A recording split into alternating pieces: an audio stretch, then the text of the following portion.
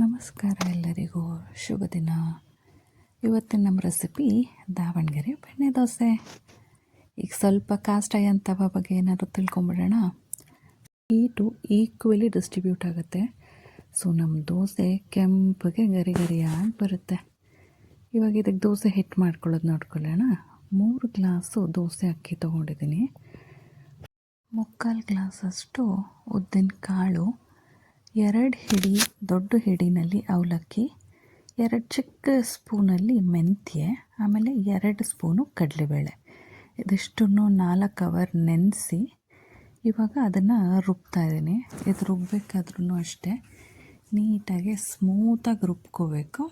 ಎಷ್ಟು ಬೇಕೋ, ಎಷ್ಟು ಜಾರಿಗೆ ಹಿಡಿಯೋದು ಅಷ್ಟು ಹಾಕ್ಕೊಂಡು ಸ್ವಲ್ಪ ನೀರು ಹಾಕ್ಕೊಂಡು ನುಣ್ಣಗೆ ರುಬ್ಕೊಳ್ಳೋಣ. ಈಗ ಕಾಸ್ಟ್ ಐರನ್ ವಾಪಸ್ ಹೋಗೋಣ.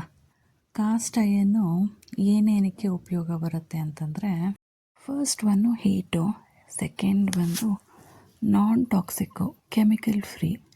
ಆಮೇಲೆ ಇದನ್ನು ನಾವು ಬಳಸ್ತಾ ನೀಟಾಗಿ ಅದನ್ನು ಸೀಸನಿಂಗ್ ಮಾಡ್ಕೊಂಡು ಬಳಸ್ತಾ ಬಂದರೆ ಅದೇ ಕಾಲಕ್ರಮೇಣ ನಾನ್ ಸ್ಟಿಕ್ ಪ್ಯಾನ್ ಥರ ವರ್ಕ್ ಆಗುತ್ತೆ.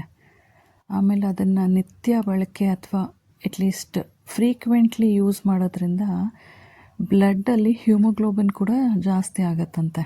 ಇಷ್ಟು ರಿಸರ್ಚ್ ಹೇಳುತ್ತೆ. ಸೊ ಇವಾಗ ನಮ್ಮ ದೋಸೆ ಹಿಟ್ಟಾಗಿದೆ. ಇದನ್ನು ನೀಟಾಗಿ ಕೈಯಲ್ಲಿ ಮಿಕ್ಸ್ ಮಾಡ್ಕೊಳ್ಳೋಣ. ಯಾಕಂದರೆ ಕೈಯಲ್ಲಿ ಮಿಕ್ಸ್ ಮಾಡಿದರೆ ನೀಟಾಗಿ ಅದು ಉಕ್ಕಿ ಬರುತ್ತೆ. ಇವಾಗ ಅದನ್ನು ನಾಳೆ ಬೆಳಗ್ಗೆ ತನಕ ಅದನ್ನು ಹೀಗೆ ಮುಚ್ಚಿಡೋಣ. ಈಗ ಬೆಳಗ್ಗೆ ಇದನ್ನು ತೆಗೆದು ನೋಡೋಣ. ನೀಟಾಗಿ ಅದ್ರ ಮೇಲೆ ಕ್ರ್ಯಾಕ್ಸ್ ಬಂದಿದೆ ಅಂದರೆ ನೀಟಾಗೆ ಉಕ್ಕಿ ಬಂದಿದೆ ಅಂತ. ಸೊ ಈಗ ನೋಡೋಣ. ವಾವ್, ಸಖತ್ತಾಗಿದೆ. ಇದನ್ನು ಒಂದು ಸತಿ ಮಿಕ್ಸ್ ಮಾಡಿ ತೆಗೆದಿಟ್ಕೊಂಡು ನಮ್ಮ ದೋಸೆ ಹಿಟ್ಟನ್ನ ರೆಡಿ ಮಾಡ್ಕೊಂಬಿಡೋಣ. ಇವಾಗ ಇದನ್ನು ಇನ್ನೂ ರೆಡಿ ಮಾಡಬೇಕು. ಇಷ್ಟು ಹಿಟ್ಟು ಅವಶ್ಯಕತೆ ಬೀಳಲ್ಲ. ಸೊ ನಮಗೆ ಎಷ್ಟು ಬೇಕು ಅಷ್ಟನ್ನು ಬೇರೆ ಪಾತ್ರೆಗೆ ಹಾಕ್ಕೊಂಡು ಇವಾಗ ಅದಕ್ಕೆ ಕನ್ಸಿಸ್ಟೆನ್ಸಿನೂ ಅಡ್ಜಸ್ಟ್ ಮಾಡ್ಕೋಬೇಕು. ಇದೊಂದು ಸ್ವಲ್ಪ ತೆಕ್ಕಾಗಿದೆ. ಫಸ್ಟ್ ಇದಕ್ಕೆ ಎಷ್ಟು ಉಪ್ಪು ಬೇಕೋ ಅಷ್ಟು ಉಪ್ಪು ಹಾಕ್ಕೊಂಬಿಡೋಣ. ಉಪ್ಪು ಹಾಕ್ಕೊಂಡು ನೀರು ಹಾಕಿ ಮಿಕ್ಸ್ ಮಾಡಿ ಫಸ್ಟ್ ಹಿಟ್ಟು ರೆಡಿ ಮಾಡಿ ಇಟ್ಕೊಂಬಿಡೋಣ.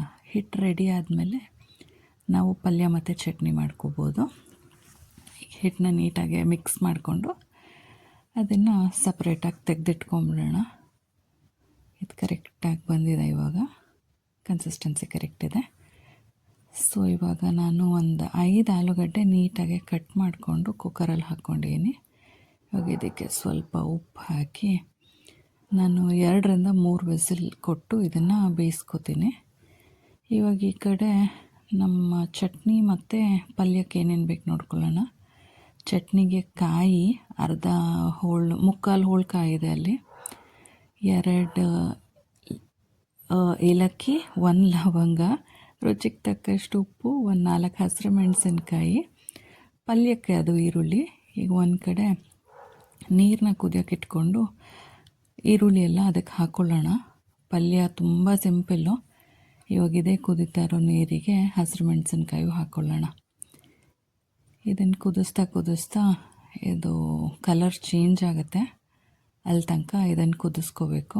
ಈಗ ಇದು ಕುದೀತಾ ಬಂದಾಗ ಒಂದು ಸ್ವಲ್ಪ ಉಪ್ಪು ಹಾಕಿ ಹೀಗೆ ನೋಡಿದ್ರೆ ಅದು ಕಲರ್ ಚೇಂಜ್ ಆಗಿದೆ. ಸೊ ಇಷ್ಟೇ, ಅದನ್ನು ತೆಕ್ಕೊಂಬಿಡೋಣ. ಅದನ್ನು ತೆಕ್ಕೊಂಡು ಸಪ್ರೇಟಾಗಿ ಇಟ್ಕೊಂಬಿಡೋಣ.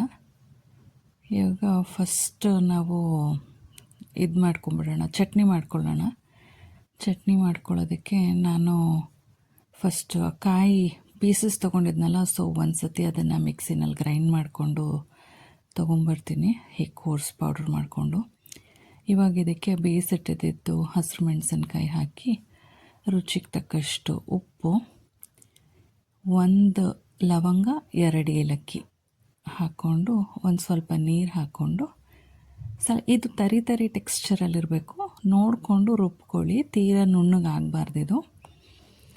ಇದಿವಾಗ ಕರೆಕ್ಟಾಗಿ ಆಗಿದೆ ನಮ್ಮ ಚಟ್ನಿ. ಇದನ್ನು ಒಂದು ಸರ್ವಿಂಗ್ ಬೌಲಿಗೆ ಶಿಫ್ಟ್ ಮಾಡ್ಕೊಂಬಿಡೋಣ.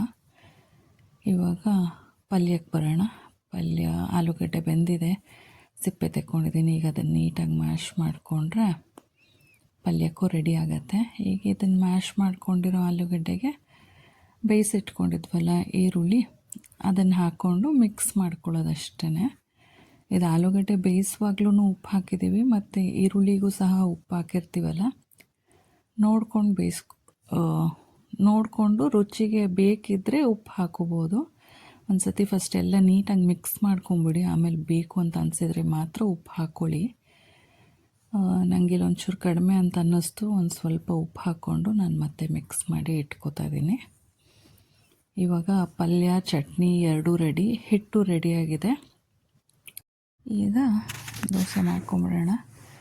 ದೋಸೆ ಮಾಡ್ಕೊಳ್ಳೋಕ್ಕೂ ಮುಂಚೆ ಈಗ ಹಂಚಿನ ಮೇಲೆ ಸ್ವಲ್ಪ ಎಣ್ಣೆನ ಸ್ಪ್ರೇ ಮಾಡಿಕೊಂಡು ನೀಟಾಗಿ ಒಂದು ಬಟ್ಟೆ ತೊಗೊಂಡು ಅದನ್ನು ಒರೆಸ್ಕೊಂಬಿಡೋಣ.